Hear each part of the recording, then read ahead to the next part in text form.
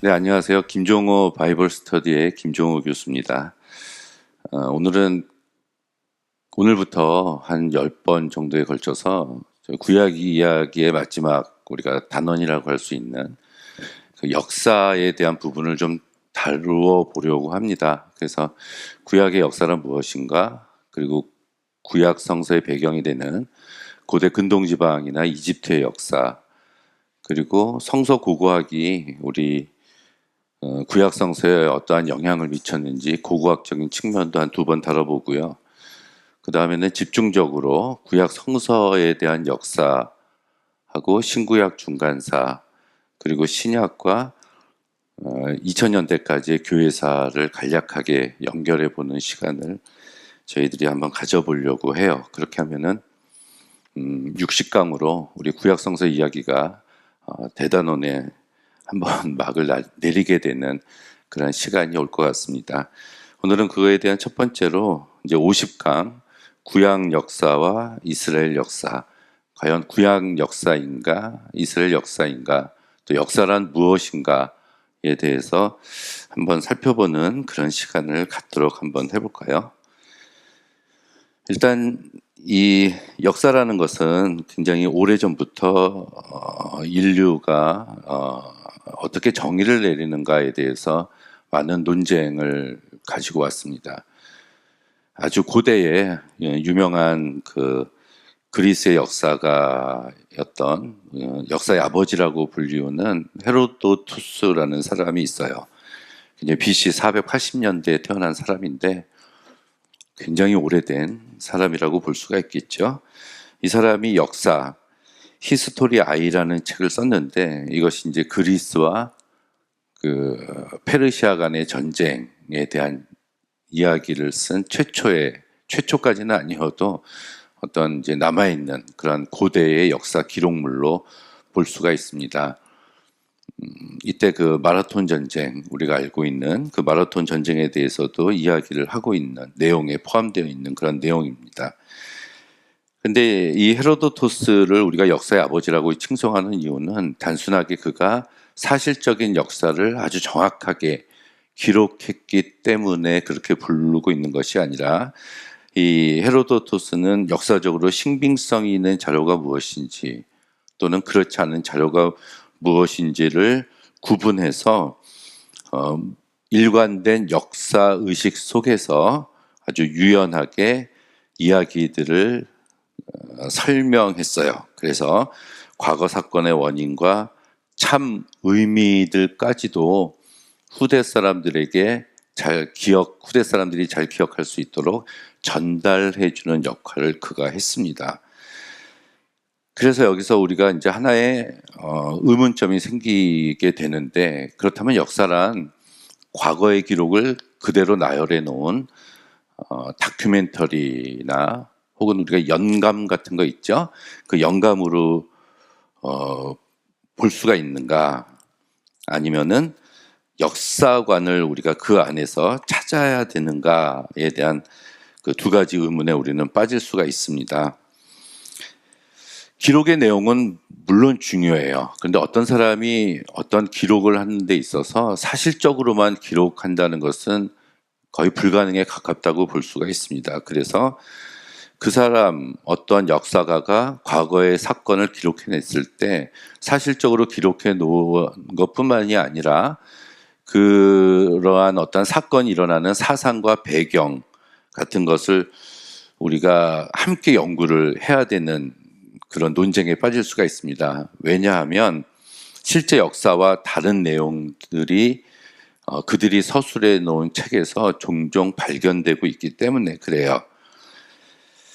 근데 사실적인 역사 기록 이외에 이런 다른 이야기가 발견된다고 해서 우리가 그 기록물들을 그 허구적이라거나 가치가 없는 것으로 폄하시킬 필요는 절대로 없습니다. 왜냐하면은 이 헤로도토스를 비롯한 고대 역사가들은 실제 일어난 사건을 언급하려고 하는, 기록하려고 하는 의도보다 그 사건을 통해서 얻을 수 있는 교훈은 무엇인가, 또는 그 교훈을 어떻게 효과적으로 전달할 수 있는가에 대해서 더 강조점을 두었기 때문에 그렇습니다. 아주 고대 역사가들이 그렇게 했어요. 이거는 헤로도토스뿐만이 아니라 우리가 뒤에 이렇게 보면은 성서를 기록한 성서의 저자들도 이러한 생각을 가지고 있었다는 것을 알 수가 있습니다.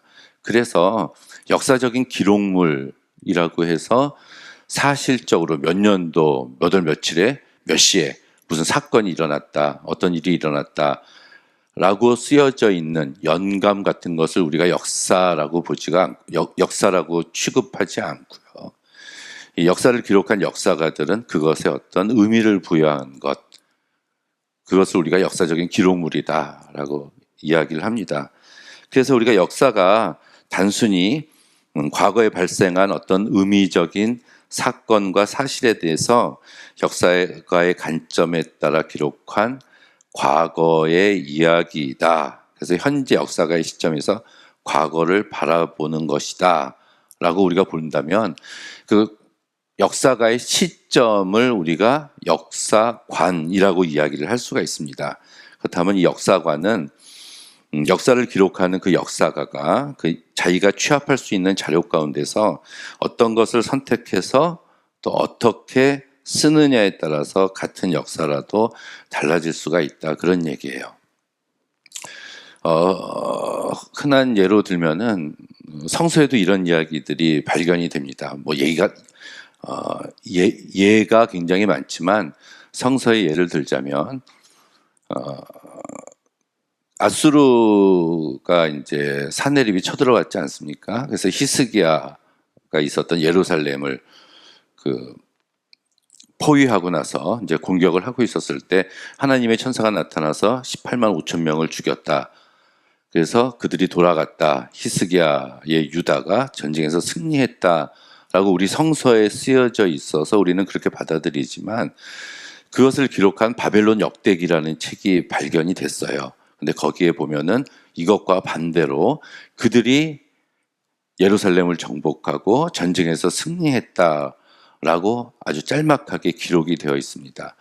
이것을 놓고 보면 역사의 어떠한 사건이라도 어떠한 사관을 가지고 있는 사람이 누구의 입장에 서서 이쪽과 반대편 입장에서 서서 각각 다르게 그것을 기술을 할 수 있다라는 것을 우리가 알 수가 있습니다. 그렇다면 여기서 객관적인 어떤 사실을 그 사실 자체를 정확하게 기록하는 것은 우리가 불가능하다라고 볼 수가 있고요.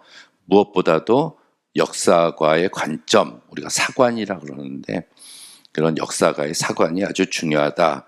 그래서 우리가 역사서를 읽을 때 그 책에 대한 내용보다는 그 역사가가 어떤 사관을 가지고 있었는가라는 것을 분석하고 해석해서 읽는 것이 아주 중요합니다. 이것이 우리가 구약성서에서 신명기 역사서와 역대기 역사서로 이렇게 구분을 해요. 신명기 역사서는 여호수아, 사사기, 사무엘상하, 역대기상하 6권이고 우리가 역대기적 역사서는 에스라, 느헤미야, 역대기상하. 이것은 제가 먼저 신명기 역사서와 역대기적 역사서 비교라는 강의에서 언급한 부분이 있습니다. 이 똑같은 내용을 다루고 있는 부분인데도 성서 안에서 이 신명기 역사서와 역대기 역사서의 내용이 이제 다르게 묘사를 되어 있는 것을 알 수가 있어요. 그렇다면은 신명기 역사서를 쓴 사람들, 이것이 한 600년대 640에서 609년 요시아 왕 시대 때 있었던 신명기적 역사가 또는 그 뒤에 한 150년 정도 지나서 역대기서와 에스라, 느헤미야서를 쓴 역대기 사가가 150년 정도의 차이를 두고 이들이 다른 관점에 서 있다는 것을 우리는 발견을 할 수가 있습니다. 그래서 우리가 구약 성서를 놓고 보면은 우리가 이것을 구약 성서를 통해서 이스라엘의 역사를 우리가 발견할 수가 있는가? 이스라엘의 역사라고 이야기할 수 있는가? 아니면 하나님의 이 역사하심이라는 얘기죠. 역자가 한글로는 같지만 이제 우리가 다르다는 것을 알 수가 있습니다. 하나님의 역사, 우리가 볼 수가 있는가, 어떻게 보아야 되나 하는 문제가 나올 수밖에 없습니다. 우리가 성서를 창세기서부터 읽다 보면은 천지창조 이야기가 나오고 노아의 홍수, 그리고 뭐 아브라함과 이삭, 야곱, 요셉, 그 출애굽, 또 그 뒤를 이어서 가나안을 정복하고 사무엘 이야기, 다윗과 솔로몬, 그 뒤에 쭉쭉 나오는 그러한 이야기들을 우리가 역사라고 볼 수가 있는가? 이 세상에서 생각하는 역사라는 학문적인 분류에 방금 제가 말씀드린 이것들을 위치시켜 놓을 수 있는가라는 문제를 제기를 할 수가 있습니다. 이건 의문이죠. 그래서 이것을 실제적으로 일어난 역사다라고 이렇게 생각하는 사람들이 있지만 우리가 그렇지 않다고 보는 사람들도 있는 것을 우리는 알 수가 있어요. 문제는 이제 이 성서를 통해서 창세기서부터 말라기까지 이르는 구약 성서를 통해서 이 성서 자체만으로 쓰여진 기록들을 가지고 우리가 20세기의 현대 사회에서 요구하는 그러한 그 객관성 그리고 엄밀성에 부합하는 자료들을 우리가 과연 찾을 수 있을까 하는 얘기입니다. 그리고 과학적인 연대기, 정확한 몇 년도 몇 년도의 연대기를 우리가 찾아낼 수 있는가라는 건데 그것은 좀 그릇된 접근이고 좀 불가능하다 그런 얘기입니다. 흔히 아담이 몇 년 전에 있었던 사람이냐, 그러니까 뭐 제임스 어셔 같은 중세 시대 때 신학자는 BC 6,000년 전의 사람이라고 이야기를 하지만 그렇게 이야기함으로써 굉장히 기독교가 세상 사람들로부터 공격을 많이 받았거든요. 노아의 홍수가 일어난 시기가 BC 몇 년도로 우리가 볼 수 있는 것이냐. 아브라함을 BC 한 20세기, 21세기 정도의 사람으로 보는데 사실 그것도 우리가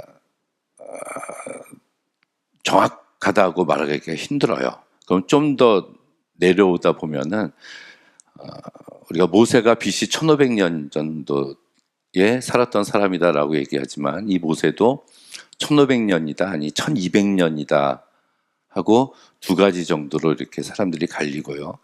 그 뒤에 다윗은 BC 1000년이다. 또 솔로몬은 BC 930년에 죽었다. 이렇게 우리가 기록하고 있는데 사실 그때 다윗이나 솔로몬이 그때 사람이다라고 이야기하는 것도 정확한 자료, 객관적인 자료, 누구나 인정할 수 있는 것을 뽑아내기는 힘듭니다. 성서 이외에 그 어디에서도 이것을 이야기하고 있지 않기 때문에 그래요. 그것은 기록된 문서가 없기 때문에 그렇습니다. 성서가 있잖아요. 물론 성서가 있어요. 근데 성서 이외에 성경 이외 그 어느 곳에서도 이 아브라함이나 모세나 다윗과 솔로몬 이야기를 하고 있지 않기 때문에 그 연대를 측정하는 것은 굉장히 힘들어요. 우리나라만 해도 마찬가지입니다. 우리나라에서 가장 오래된 사람이라고 얘기할 수 있는 사람이 고구려를 건국한 고주몽인데 고주몽이 고구려를 건국한 시기를 BC 37년이라고 봅니다. 뭐 백제가 BC 한 20년경, 뭐 온조, 뭐 18년경. 그래서 삼국시대가 일어난 게 예수님 태어나시기 한 30년 전쯤에 우리나라의 삼국시대가 시작이 됐는데 그것도 우리 김부식이 고려시대 사람이었던 김부식의 삼국사기나 이란의 삼국 이제 유사죠. 그런 걸 통해서 우리가 그 자료를 얻는 것이지 그 이외에 다른 자료를 발견하기는 힘들어요. 그래서 고주몽이 BC 37년인데 다윗은 그보다 1000년 전에 살았던 사람이거든요. 이것은 중국도 마찬가지입니다. 중국도 그 이외에 많은 나라들을 얘기하고 있지만 그래도 이 기록이 남아있다고 보는 거가 이제 공자가 BC 한 500년 정도 사람, 우리가 알고 있는 그 진시 황제라고 하는 사람도 BC 한 200년 정도밖에 안 돼요. 그러니까 공자 이전에 있었던 사람들에 대한 기록이 있긴 하지만 많지 않고요. 그 전에 뭐 은나라, 주나라, 뭐 춘추 전국 시대로 갈라지는 이 나라들의 들에 대한 그런 나오는 인명들도 우리가 가깝게 이제 다가갈 수 있는 사람들은 아니에요. 문제는 굉장히 오래됐다 그런 얘기입니다. 굉장히 오래됐다는 거. 이게 그래서 이 이스라엘의 역사인가 하나님의 역사인가라고 봤을 때 우리가 구약 성서에서 역사서로 구분을 하고 있는 부분이 있어요. 그게 제가 조금 전에 말씀드렸던 여호수아, 사사기, 사무엘, 열왕기, 상하상하에서 6권을 우리는 이제 역사서로 우리 기독교에서는 구분을 합니다. 그런데 이 구약 성서는 본래 유대인들의 경전을 우리 기독교인들이 가지고 와서 이제 신약 성서와 함께 구약 성서를 받아들였는데, 그렇다면 본래 이 구약 성서는 이제 그 근본 원인은 유대인의 경전이었다는 얘기입니다. 유대인들이 구약 성서를 썼고 그들의 경전으로 받아들인 것을 우리 기독교인들이 우리의 경전으로 가지고 왔는데, 이제 근본인 그들에게 있어서의 그런 이 구약 성서의 장르 중에서 역사서의 장르는 없어요. 그래서 그들은 모세오경, 창세기, 출애굽기, 레위기, 민수기는 똑같은데 그 다음에 이들은 예언서와 성문서로 구분을 합니다. 근데 예언서에 빨리 쓰여진 전기 예언서 4권, 늦게 쓰여진 후기 예언서 4권 이렇게 구분했을 때 빨리 쓰여진 전기 예언서 4권에 우리가 알고 있는 여호수아, 사사기, 사무엘, 열왕기를 그곳에 위치를 시킵니다. 그리고 후기 예언서에 이사야, 예레미야, 에스겔, 그리고 아모스서부터 말라기까지 12권을 합쳐서 12소선지서, 이렇게 해서 이제 8권을 예언서라고 하고 나머지를 성문서라고 이렇게 이야기를 해요. 그렇다면은 유대인들이 구약 성서를 쓰면서 이들은 역사적인 관점이나 그런 생각을 가지고 이 구약 성서를 쓰지 않았다는 얘기입니다.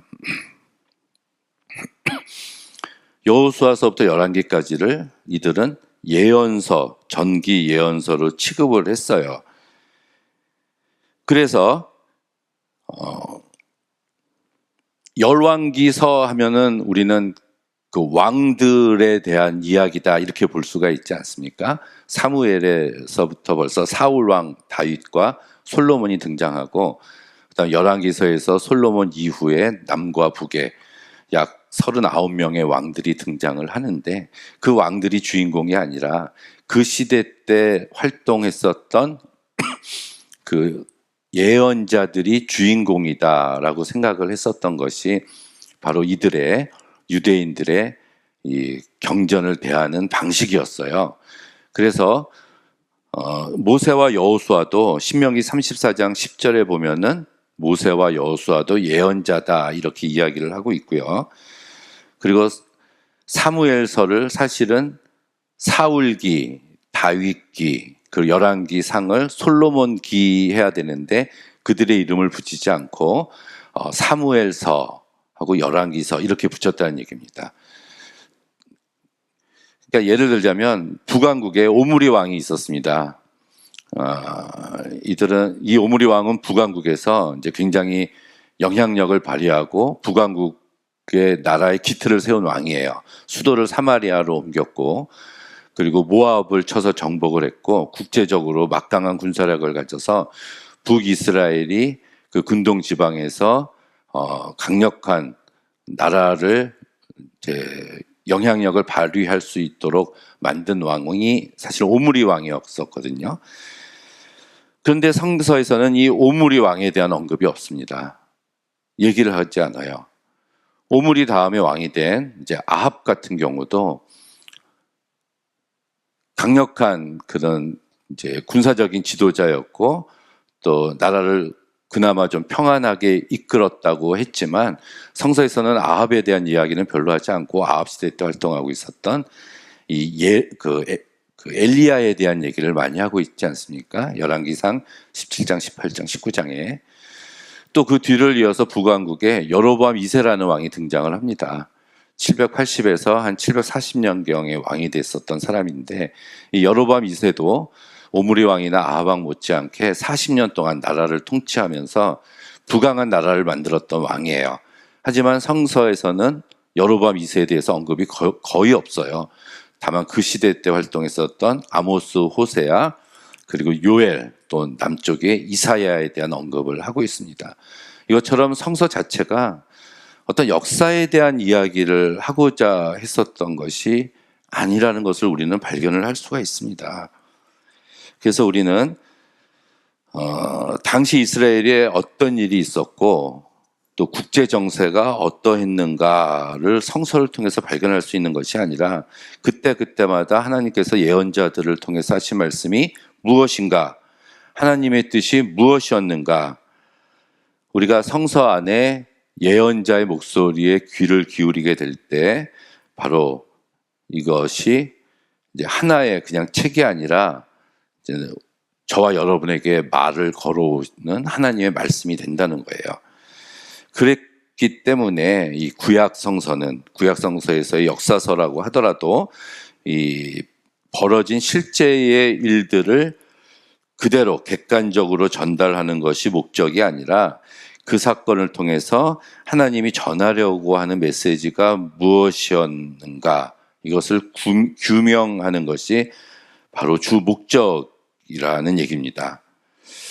자, 그렇다고 해서 이 구약 성서가 뭐 전적으로 허구의 이야기, 또 꾸며낸 이야기라고 하는 것은 아니에요. 그냥 이 구약 성서를 쓴 구약 성서의 저자들은 이 세상에서 벌어지고 있는 모든 일들의 궁극적인 원인이 바로 하나님에게 있다라는 것을 이야기하려는 것이고, 그 하나님은 전능하신 하나님이다. 불가능이 없는 분이시기 때문에 구약 역사서 안에 우리가 등장하고 있는 여러 가지 기적들, 초자연적인 일들, 이런 기적적인 사건들이 전능하신 하나님에게 있어서는 불가능한 일이 아니다라는 것을 믿었기 때문에 구약 성서에서 우리가 진짜로 찾아야 되는 그 역사적인 부분은 하나님께서 우리에게 하신 말씀을 찾아야 된다, 그런 얘기죠. 하나님께서는 인간에게 성서를 통해서 뭔가를 전달하시려고 하셨습니다. 자신의 뜻을 계시하셨어요. 그 방법으로 여러 가지를 사용하셨습니다. 그래서 구약 성서에서도 보면은 율법으로도 하나님의 뜻을 전하셨고, 또 시편이나 아가, 뭐 욥기 같은 경우는 시로서도 말씀을 하셨고, 또 예언서처럼 아주 강력한 예언자들을 통해서 하나님의 준엄한 말씀을 선포하시기도 했는데, 그 가운데 또 하나는 이 세상이 흘러가는 어떤 그 역사 안에서, 그 역사를 통해서 아브라함부터 시작한, 뭐 아담까지 가도 좋아요. 그때부터 시작한 말라기까지의 그러한 이스라엘 백성들의 역사적인 그 여정들을 통해서도 하나님이 자신의 뜻을 우리에게 전달하시려고 하셨다는 얘기입니다. 그래서 우리가 역사를 이해한다, 이런 말은 역사적 사건들을 통해서 하나님이 우리에게 전달하시려고 하는 그 뜻이 무엇인지를 이해해야 한다라는 얘기입니다. 그래서 우리가 구약 성서에서 일어난 일들이 실제적으로 있었나 없었나에 대한 그 사실적인 관계에 집착하지 말고 이스라엘이 그 사건을 통해서 어떠한 역사적인 의미를 하나님께 전달받았는가, 그것이 오늘날 나에게 있어서의 의미는 무엇인가라는 것을 찾는 것이 우리가 성서를 대하는 역사의 바람직한 이해다라고 생각을 합니다.